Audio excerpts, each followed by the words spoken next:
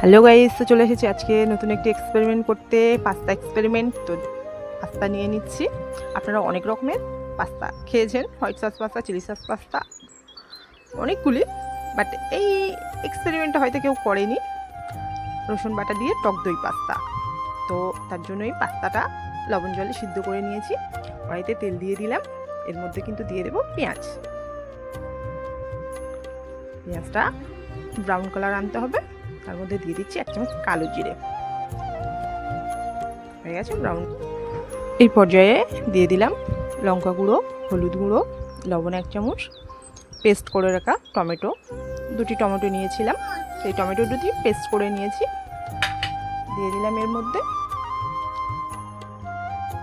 তো ভালো মতো টমেটোর জলটা মেরে দিতে হবে। তেল ছাড়া ছাড়া হয়ে গেছে। এর মধ্যে 1 চামচ রসুন কুচানো দিয়ে দিলাম, একটা ডিম।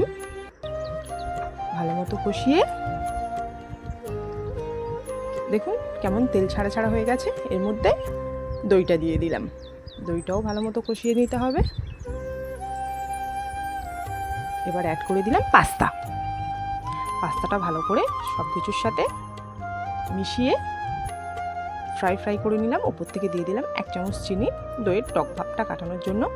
ওপর থেকে ছড়িয়ে দিলাম মিক্স মশলা, সাদা তিল দু চামচ দিয়েছি, এটা অপশনাল, এমনিই দিয়েছি। তো দেখুন আমি এটা সার্ভ করে নিয়েছি। কতটা টেস্টি লাগছে, সুন্দর লাগছে। এটা কিন্তু মোটামুটি সুন্দর খেতে হয়েছিল। খুব ভালো বলবো না, খুব খারাপও বলবো না, মোটামুটি করা যেতে পারে এক্সপেরিমেন্টটা বাড়িতে। তো আপনারা যারা দেখছেন আমাকে প্লিজ একটু সাবস্ক্রাইব করে সাপোর্ট করুন। আমার চ্যানেলে প্লিজ কমেন্ট করুন। আপনাদের কিছু এক্সপেরিমেন্ট করানোর থাকলে অবশ্যই আমাকে কমেন্ট করে জানাবেন। Thank you.